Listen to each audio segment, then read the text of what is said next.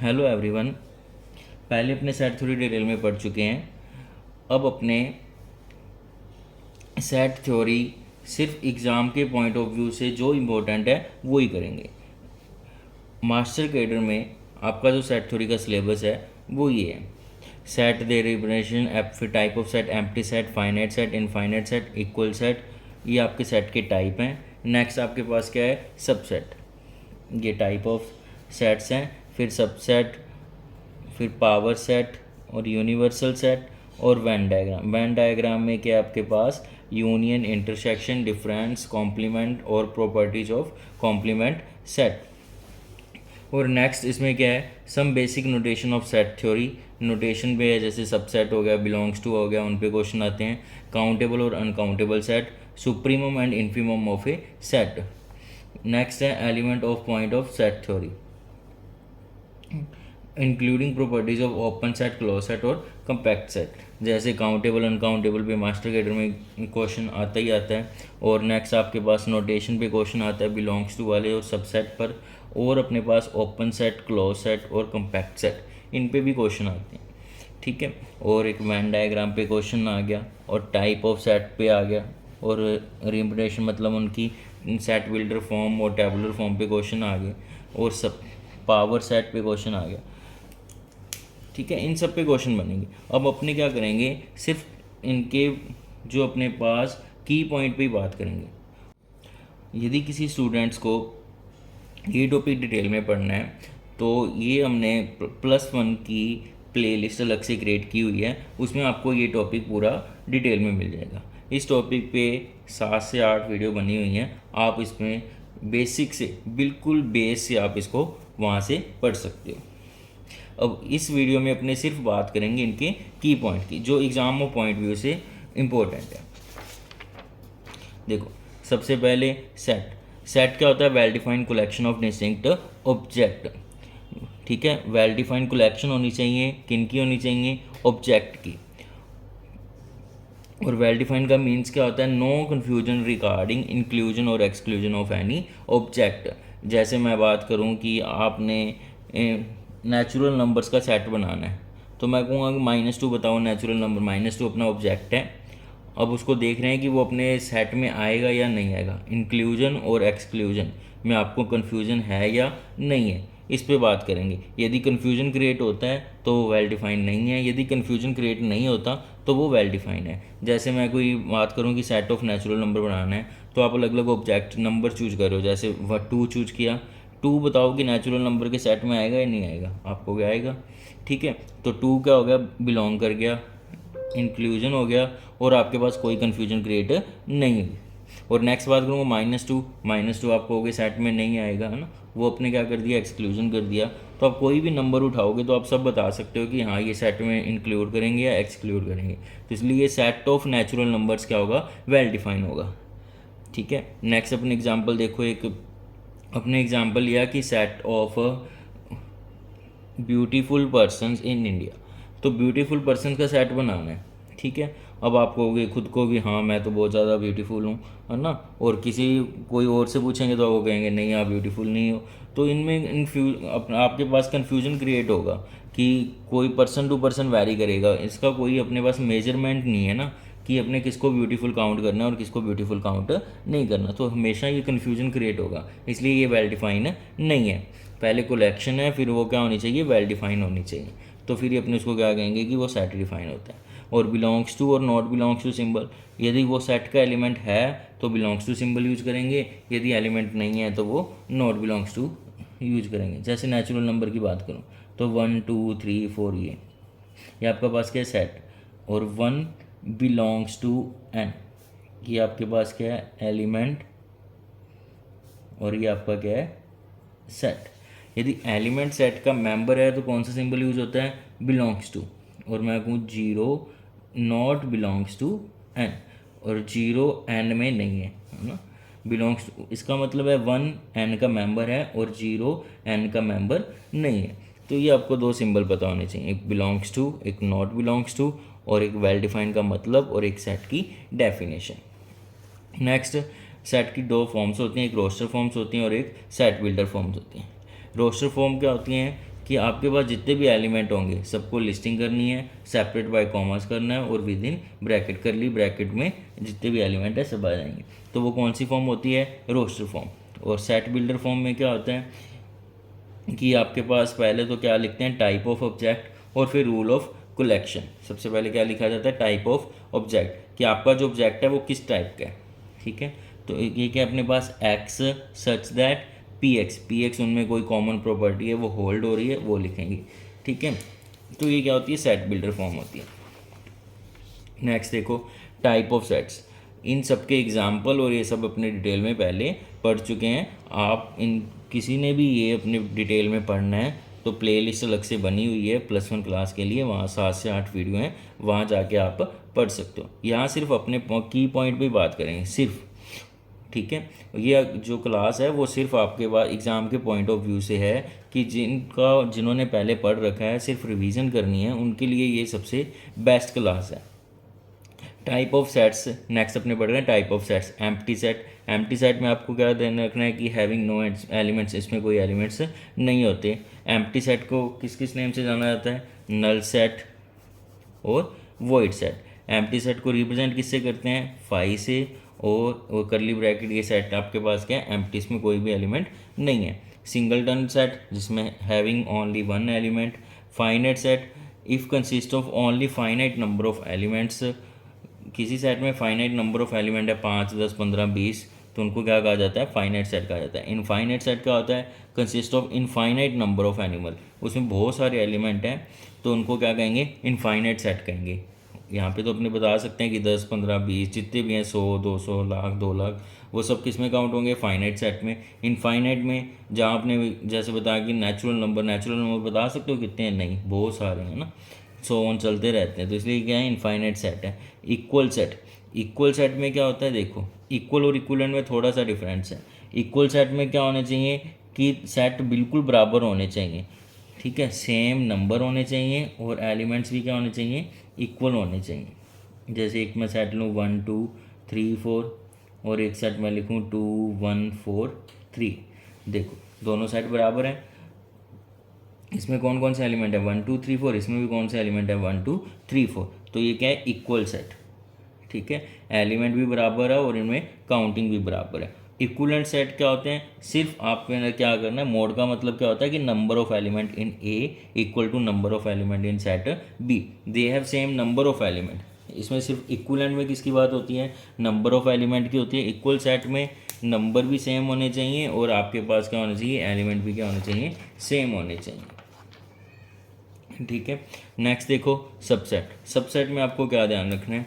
Subset देखो, if every element of A is contain in B, A is subset of B. Subset का symbol क्या है? ये वाला। ठीक है, देखो बी आपके पास कोई सेट है 1 2 3 4, मैंने ए उसमें से कुछ एलिमेंट निकाल लिए, मान लो 1 2 है।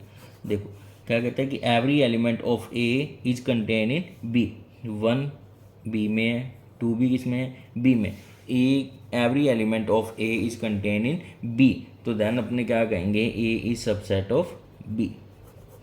अपने ए इसमें से मिलके बनाओ ना, बी के एलिमेंट से ही अपने क्या बनाओ? ए बनाओ, या ये कहें कि every element of A is contain in B, then A is subset of B. देखो ये सिंबल है इसका, देखो इसको बोलने के अलग अलग तरीके होते हैं।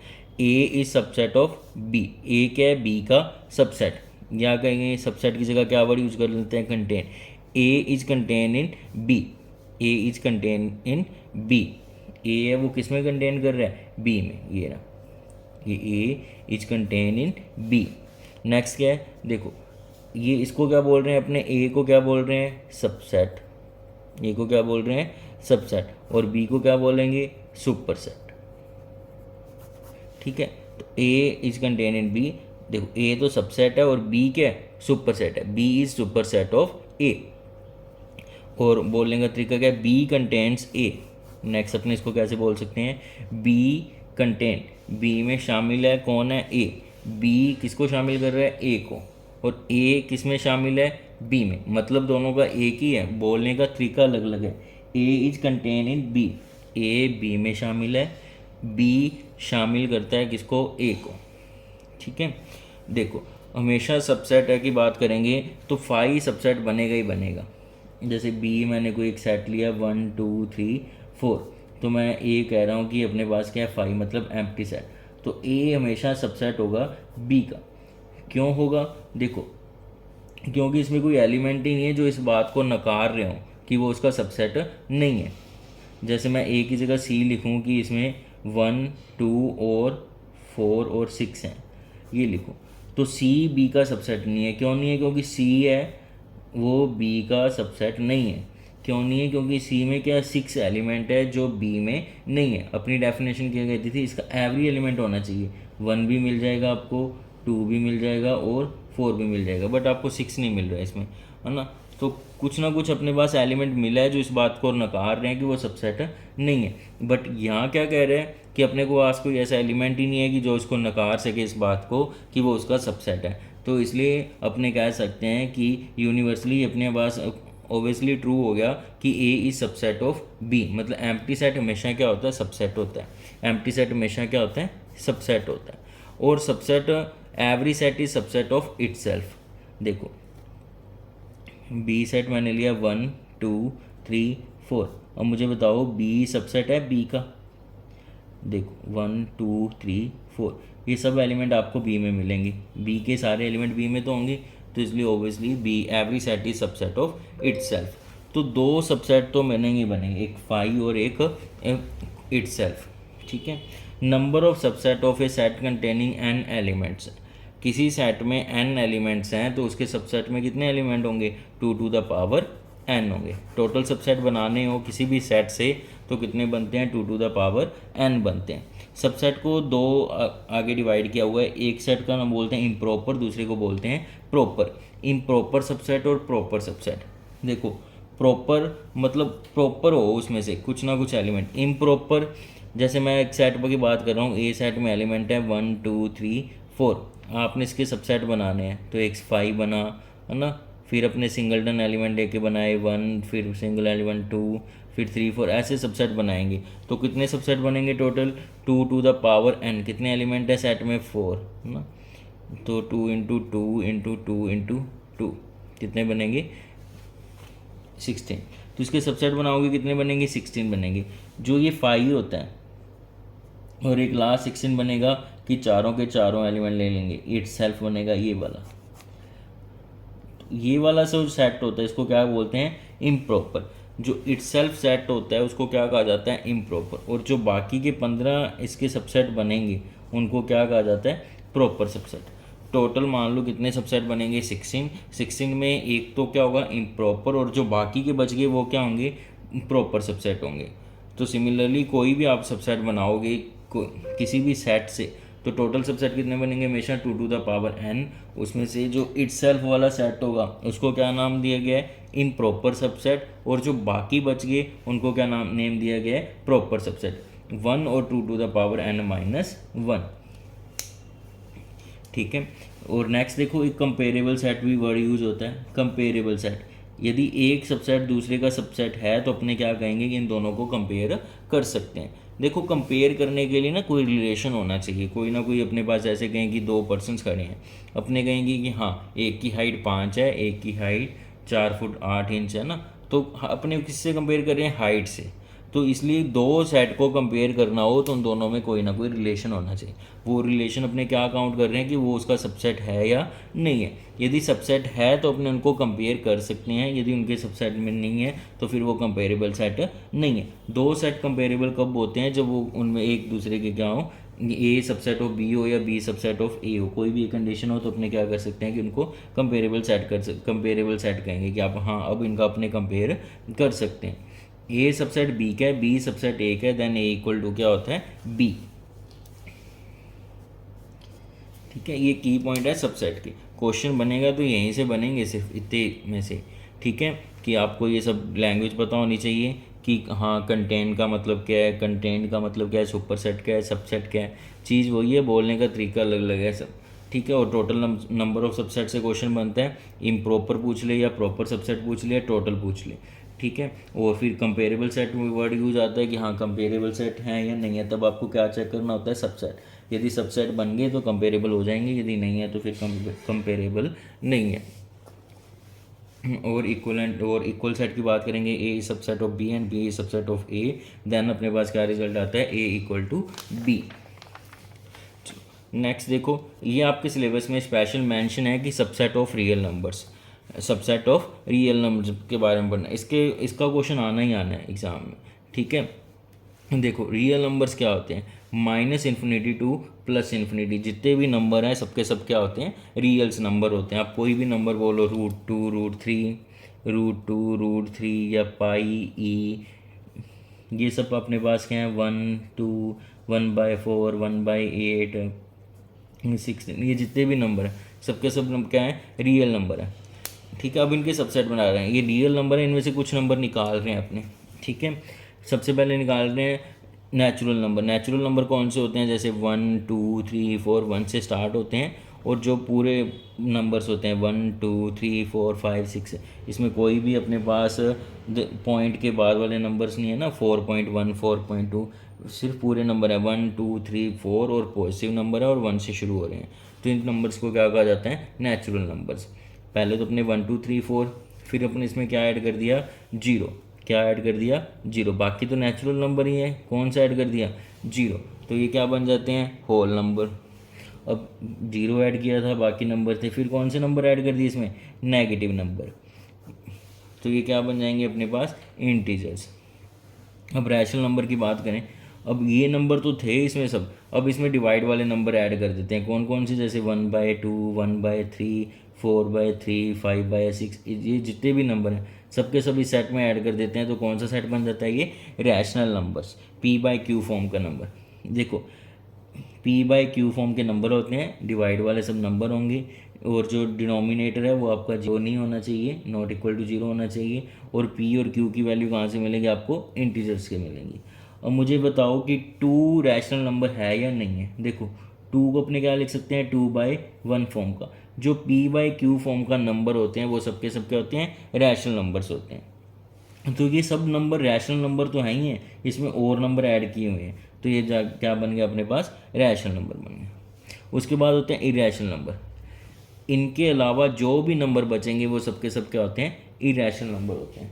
इरेशनल नंबर में कौन कौन से नंबर आते हैं, जैसे पाई आ गया, ई आ गया, ठीक है, और √3 जिनका स्क्वायर रूट अपने नहीं कर सकते, 5, 7, ये मतलब जिनका एक प्रॉपर स्क्वायर रूट नहीं होता, वो सब नंबर क्या होते हैं, इरेशनल। और भी बहुत सारे इरेशनल नंबर हैं, पर ज़्यादातर को एग्ज़ाम में क्वेश्चंस क्या आते हैं, इन्हीं नंबर से आते हैं, पाई, ई, √3, √5, √7, ये सब नंबर क्या हैं, इरेशनल नंबर्स हैं, ठीक है।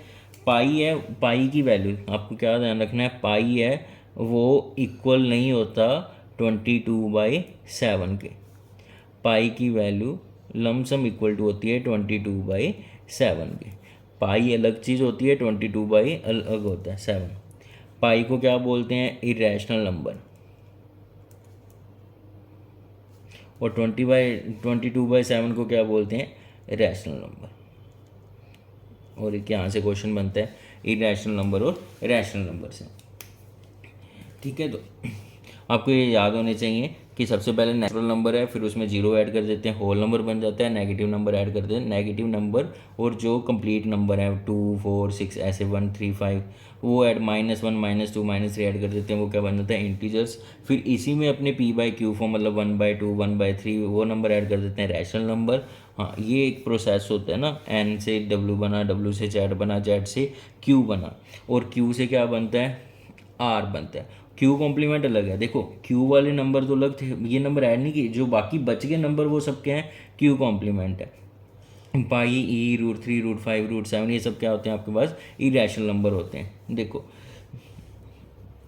सबसे बड़ा मान लेते हैं, यहाँ से शुरू करते हैं, क्यू में से कुछ नंबर निकले, जेड बन गया, जेड में से फिर अपना एक सबसेट क्या बन गया, डब्ल्यू में से सबसेट क्या बन गया, एन, और क्यू ये जो नंबर हैं ये सब क्या हैं, रियल नंबर में से निकालना है, तो इसका सबसेट हो गया आर का।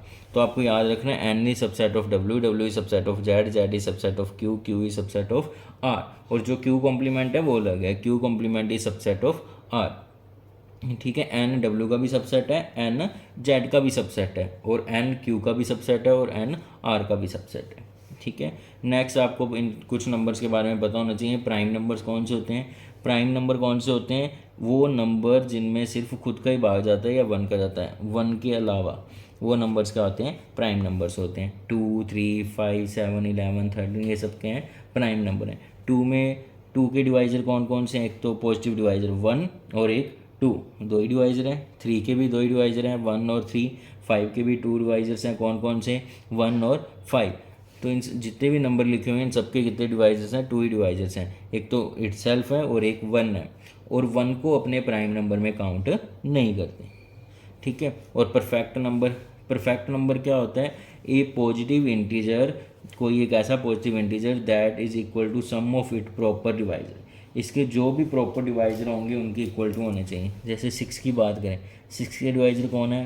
1, 2, 3 और 6 है। तो प्रॉपर डिवाइजर्स कौन से हो गए? 1, 2, 3, ये इसके क्या हो गए? Proper divisor.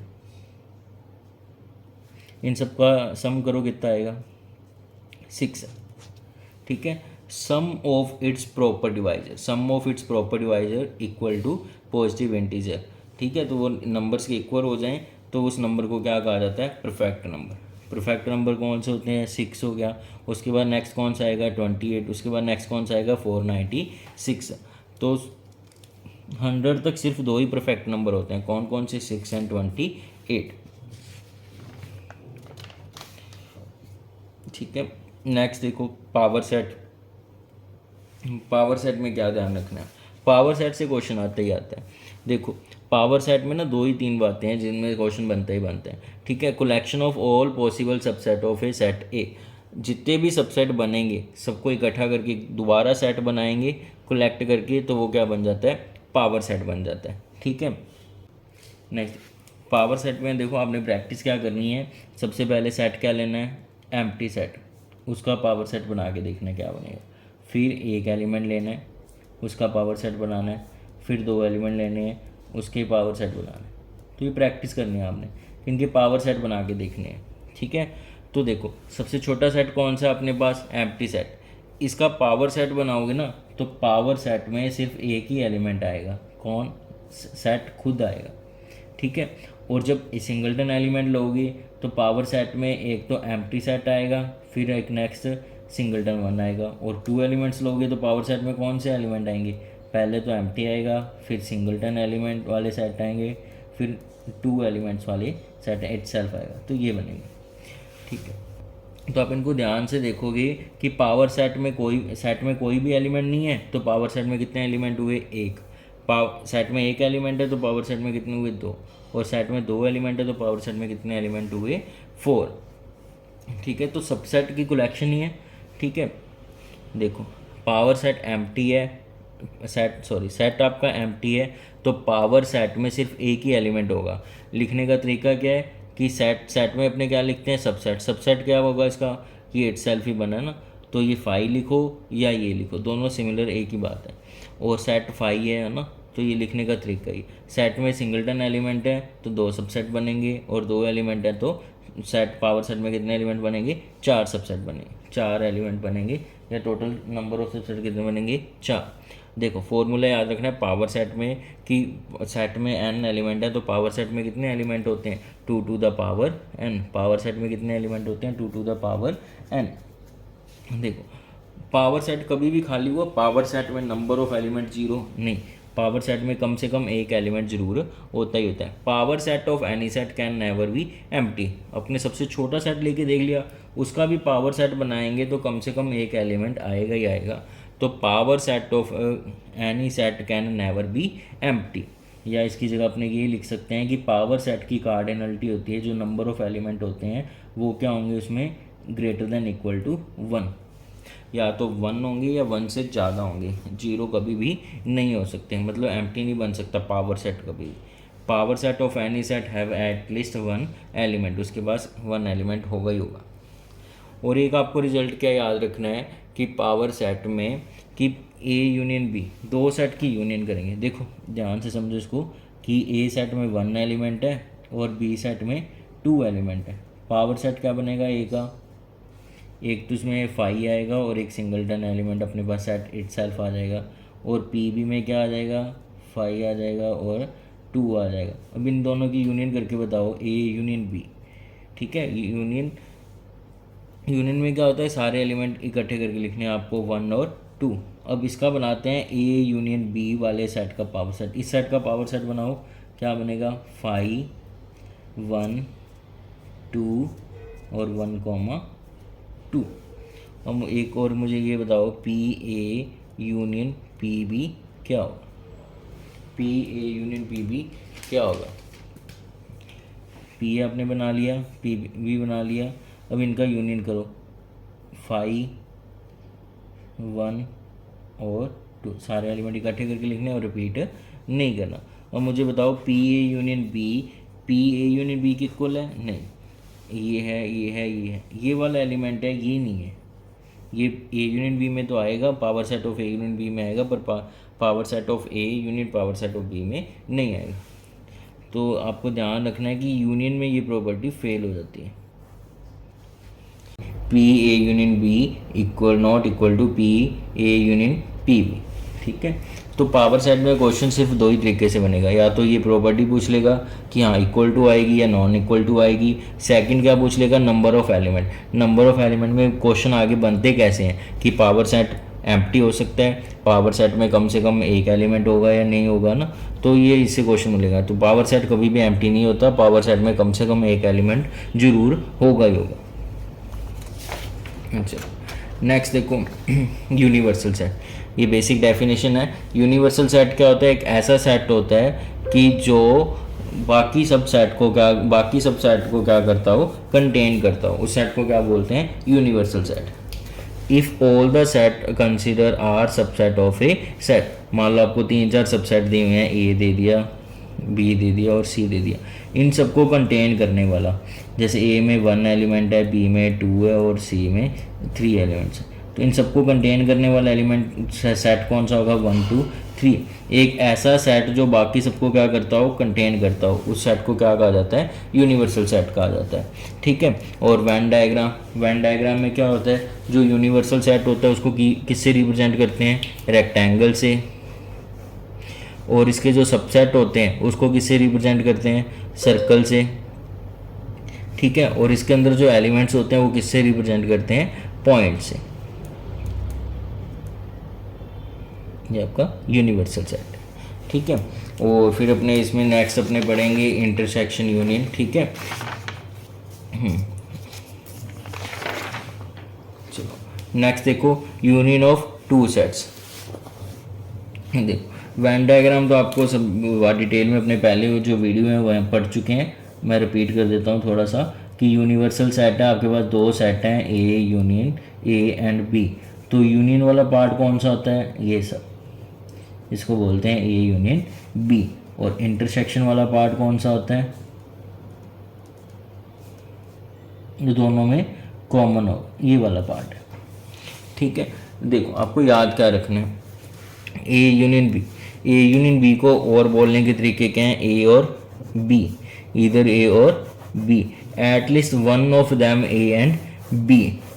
अब चाहे ये वर्ड यूज हो, चाहे ये हो या ये हो, सबका मतलब ही क्या है, ए यूनियन बी, ए और बी, इधर ए और B, at least one of them, कम से कम दोनों में से एक आए, कम से कम एक आए, ये भी एक बार आ रहा है, ये भी एक बार है, कम से कम तो 2 बार भी आ सकते हैं। ठीक है, तो at least one of them A and B का मतलब क्या है, ए यूनियन बी। देखो ए यूनियन बी में कुछ प्रॉपर्टी जिनके नाम याद रखने हैं। ठीक है, A union B, B union B, जब ऑर्डर चेंज करते हैं अपने यूनियन का, पहले ए का बी के साथ यूनियन किया, बी का ए के साथ यूनियन किया, इस प्रॉपर्टी को क्या कहा जाता है, कॉम्यूटेटिव लॉ। इससे कोई डिफरेंस नहीं पड़ेगा, रिजल्ट हमेशा क्या आएगा, सेम आएगा। फिर किसी भी सेट की फाई के साथ यूनियन करोगे तो इटसेल्फ सेट खुद ही आ जाएगा, तो इसको क्या बोलते हैं, लॉ ऑफ आइडेंटिटी एलिमेंट। फिर ए का ए के साथ यूनियन करोगे तो क्या आएगा, ए। देखो ये क्या बन रहा है, जैसे मान लो ये प्लस होता है तो क्या बनता है, ए स्केयर। जो ये स्केयर वाला होता है, ए स्टार मतलब कोई भी अपने यूज करेंगे यूनियन इंटरसेक्शन, जब ये दोनों चीज़ सेम के साथ ऑपरेशन लेंगे तो वो कौन सा होता है, आइडेम्पोटेंट लॉ होता है, आइडेम्पोटेंट लॉ। ठीक है, तो ये अपने पास क्या बन रहा है, ए स्टार यहाँ क्या है, यूनियन, तो ये कौन सा है, इडेम्पोटेंट लो। ठीक है, इंटरसेक्शन में बात करेंगे, ए स्टार की जगह क्या है, इंटरसेक्शन, तो ये कौन सा होगा लो, इडेम्पोटेंट लो। ठीक है, और नेक्स्ट ये वाला जो रिजल्ट होता है, ए स्टार के साथ कुछ लेने पे वापस वो सेट इटसेल्फ आ जाए, तो इसको क्या बोलते हैं, आइडेंटिटी लो। ठीक है, तो ए स्टार यूनियन करने पर 5 यूनियन करना पड़ेगा, वापस से आ गया, तो ये कौन सा था, इडेम्पोटेंट लो। ऑर्डर चेंज करते हैं तो कॉम्यूटेटिव लो। यूनिवर्सल सेट के साथ किसी सेट की यूनियन करोगे तो हमेशा सेट क्या आएगा, यूनिवर्सल सेट आएगा। एसोसिएटिव लो होता है कि 3 सेट लेने हैं आपने, ए बी सी, ऑपरेशन आपका क्या है, यूनियन। ठीक है, तो पहले बी और सी की यूनियन कर रहे हैं, फिर जो आंसर आया उसका ए के साथ। यहाँ पहले किसकी यूनियन कर रहे हैं, ए और बी की, फिर जो आंसर आया उसकी यूनियन सी के साथ। इस लॉ को क्या बोला जाता है, एसोसिएटिव लॉ। इंटरसेक्शन में आपके पास ए इंटरसेक्शन बी है। ठीक है, इंटरसेक्शन के नेम कैसे आते हैं, A and B, both A and B. ठीक है, और इसमें भी ये देखो ऑर्डर, अपने ऑर्डर चेंज कर रहे हैं तो कॉम्यूटेटिव लॉ। ठीक है, और लॉ ऑफ आइडेंटिटी एलिमेंट। ठीक है, ए का इंटरसेक्शन किसके साथ करेंगे, वापस यही आ जाए, आइडेंटिटी एलिमेंट हो गया।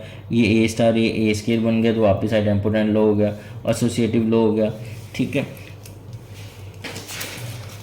ये नेम आते हैं exam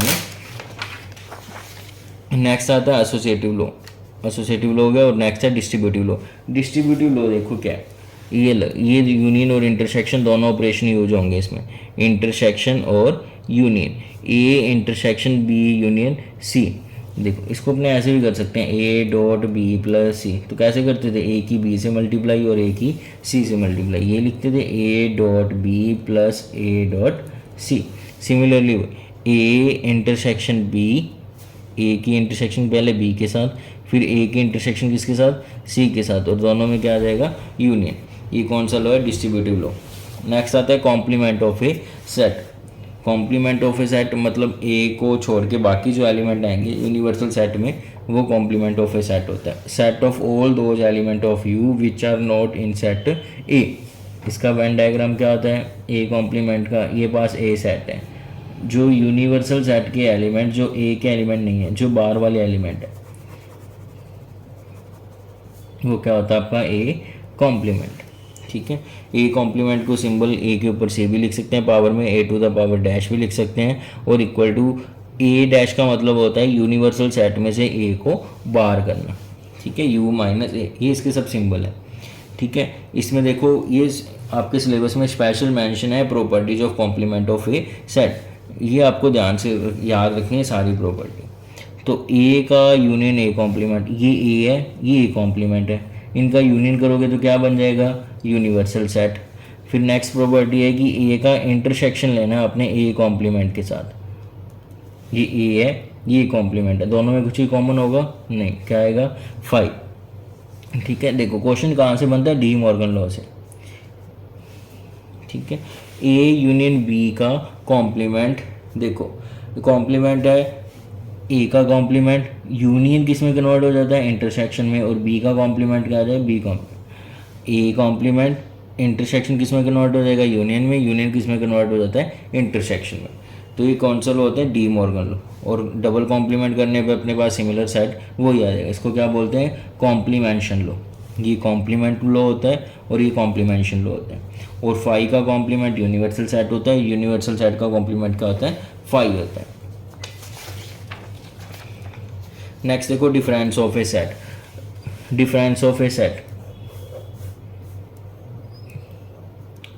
A B, A minus B का मतलब होता है कि ए का इंटरसेक्शन लेना है किसके साथ, आपने बी कॉम्प्लीमेंट के साथ। मतलब या तो अपने ये बोल सकते हैं ए का इंटरसेक्शन बी कॉम्प्लीमेंट के साथ, या आपने कहेंगे कि ए में से बी वाला पोर्शन बाहर निकाल देते हैं। बी वाला पोर्शन तो नहीं बाहर निकलता, पोर्शन कौन सा बाहर निकलता है, दोनों का जो इंटरसेक्शन वाला होता है, वो वाला पोर्शन बाहर निकाल देते हैं, तो क्या बन जाता है, ए माइनस बी। ठीक है, देखो ए माइनस बी अपने पास किसके बराबर होता है, ए जो बी कॉम्प्लीमेंट का इंटरसेक्शन लोगे उसके इक्वल टू होगा, और उसका नाम क्या होता है, a but not b. A but not b लिखा हो तो इसका मतलब क्या, आपको क्या कैलकुलेट करना है, ए माइनस बी। देख ए माइनस बी, एक तो आपने ये देखा कि ए इंटरसेक्शन बी कॉम्प्लीमेंट के भी इक्वल होगा। देखो और ये किसके इक्वल होता है, ए माइनस बी करना था, बी तो नहीं, माइनस बी की जगह क्या कर दें, ये भी माइनस कर दें तो भी सेम पोर्शन आएगा। क्या माइनस करना है, दोनों का इंटरसेक्शन। तो ए माइनस बी लिखा हो या ए इंटरसेक्शन बी कॉम्प्लीमेंट लिखा हो या ए माइनस ए इंटरसेक्शन बी, या सिर्फ ये वाला पोर्शन बार कर दें या बी बार कर दें तो बचेगा तो ये, तो चाहे ये लिखा हो चाहे ये लिखा हो, ये दोनों क्या डिफरेंस ऑफ ए सेट ही होता है। ठीक है, नेक्स्ट देखो सिमेट्रिक डिफरेंस। सिमेट्रिक डिफरेंस में क्या होता है, ए माइनस बी और बी माइनस ए, ये दोनों पोर्शन अपने यूज करेंगे। ये कौन सा है, ए माइनस बी, और ये कौन सा आपके पास, बी माइनस ए माइनस बी और बी माइनस ए। ठीक है, ये वाला पोर्शन छोड़ देंगे अपने। तो ये वाला जो आपका ये क्या बनता है, सिमेट्रिक डिफरेंस, ये वाला पोर्शन और ये वाला पोर्शन, इंटरसेक्शन वाला पोर्शन नहीं है। तो ये कौन सा होता है, सिमेट्रिक डिफरेंस। सिमेट्रिक डिफरेंस देखो लैंग्वेज में कैसे लिखते हैं, ईदर टू ए और to b but not both, a भी हो बी भी हो पर दोनों एक साथ नहीं होने चाहिए। तो ये क्या, ये वर्डिंग लिखी हो तो आपसे क्या पूछा है, सिमेट्रिक डिफरेंस। देखो सिमेट्रिक डिफरेंस लें अपने, ए का ए के साथ ही सिमेट्रिक डिफरेंस लें तो क्या रिजल्ट बनेगा, ए माइनस ए में से एक एलिमेंट बाहर कर दोगे 5 और ए माइनस ए 5 यूनियन 5 क्या बन जाएगा 5। ठीक है, और ये कॉम्यूटेटिव होता है, ए का बी के साथ सिमेट्रिक डिफरेंस लो या बी का ए के साथ सिमेट्रिक डिफरेंस लो, कॉम्यूटेटिव प्रॉपर्टी भी सेटिस्फाइड करता है और एसोसिएटिव प्रॉपर्टी भी सेटिस्फाइड करेगा। ठीक है,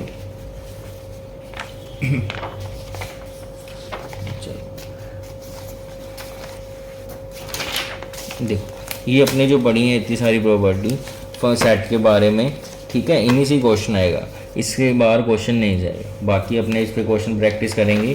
सेट की जो थ्योरी है वो सिर्फ इतनी है। ठीक है, आपको ये सब पता होना चाहिए कि हाँ empty set, singleton set, finite set, आपको नेम से कुछ ना कुछ याद आना चाहिए इस टॉपिक के बारे में, या अपने इसमें क्या कुछ पढ़ा है या पढ़ना था और क्या कुछ अपने इसके की पॉइंट याद रखने हैं। इक्वल सेट, इक्वलेंट सेट हो गया। ठीक है, उसके बाद नेक्स्ट था सेट, उसकी दो फॉर्म्स थी, रोस्टर और सेट बिल्डर फॉर्म्स। उसके बाद नेक्स्ट अपने पढ़ा सबसेट। सबसेट में आपको ये याद रखना है कि कंटेन वर्ड आ जाए, कंटेंट्स आ जाए, सुपर सेट आ जाए, सबसेट आ जाए, क्या क्या मतलब है इनके। ठीक है, और टोटल नंबर ऑफ सबसेट और प्रॉपर सबसेट और इम्प्रॉपर सबसेट। बेस्ट क्वेश्चन इसे कहीं नहीं बाहर जाएगा, यहीं तक कि आपके इसमें से पोर्शन में से क्वेश्चन आ जाएगा एग्जाम में। फिर सबसेट ऑफ रियल नंबर्स, ये हो ही गए हैं सब। ठीक है, और इसमें आपको ये ऑर्डर याद रखना है कि N contain in W Z Q R, और क्यू कॉम्प्लीमेंट क्या है, प्राइम नंबर क्या है, परफेक्ट नंबर क्या है। ठीक है, और पाई एक इरेशनल नंबर होता है और बाई बटे 7 एक क्या होता है, रैशनल नंबर होता है। ई भी क्या होता है, इरेशनल। ई नंबर से पूछा है कौन सा नंबर इरेशनल है, पाई आ गया, ई आ गया, या √3 जिनका रूट कैलकुलेटर पॉइंटों में आएगा वो सब क्या होंगे अपने पास, सब के सब क्या होंगे, इरेशनल नंबर्स होंगे। ठीक है, और नेक्स्ट उसके बाद था अपने पास पावर सेट। पावर सेट में ये वाला रिजल्ट याद रखना है ना, और काउंटिंग याद रखनी है, और पावर सेट कभी भी एम्प्टी नहीं होता। ठीक है, और नेक्स्ट अपने पढ़ा यूनिवर्सल सेट। यूनिवर्सल सेट की डेफिनेशन है और वेन डायग्राम का बेसिक है बिल्कुल। ठीक है, और नेक्स्ट उसके बाद था यूनियन। यूनियन के बारे में आपको ये प्रॉपर्टी पता होनी चाहिए, इंटरसेक्शन के बारे में पता होनी चाहिए, और उसके बाद अपने पास क्या है, कॉम्प्लीमेंट ऑफ ए सेट के बारे में पता होनी चाहिए। कॉम्प्लीमेंट ऑफ सेट में इंपॉर्टेंट क्या है, डी मॉर्गन लॉ। ठीक है, ये पता होना चाहिए, और एक डिस्ट्रीब्यूटिव लॉ, ये बाकी सब कॉमन है। ठीक है, और ये आप सब वेन डायग्राम, ये जो बाकी है ए का कॉम्प्लीमेंट या फाई का कॉम्प्लीमेंट, यूनिवर्सल कॉम्प्लीमेंट, ये सब अपने डिटेल में पहले पढ़ चुके हैं। यहाँ आपको सिर्फ रिजल्ट याद रखने हैं। ठीक है, नेक्स्ट है अपने पास डिफरेंस ऑफ सेट आ गया, सिमेट्रिक डिफरेंस आ गया। सिमेट्रिक डिफरेंस भी खुद के साथ लोगे तो फाई आएगा, कॉम्यूटेटिव होता है और एसोसिएटिव होता है। डिफरेंस की बात करेंगे तो ए माइनस बी का ही, ए इंटरसेक्शन बी कॉम्प्लीमेंट का ही, ए माइनस बी का ही। ये सब वैन डायग्राम से चेक करोगे तो सबका जो वैन डायग्राम बनेगा वो यही बनेगा। ठीक है,